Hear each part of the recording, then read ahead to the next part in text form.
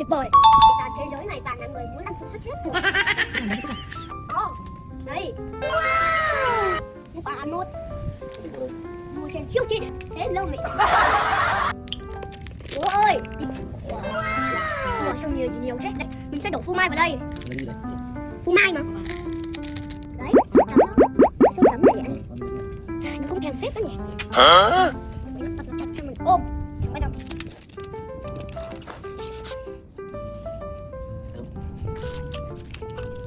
Tuyệt vời. Phô mai chấm. Ngon lắm các bạn ơi.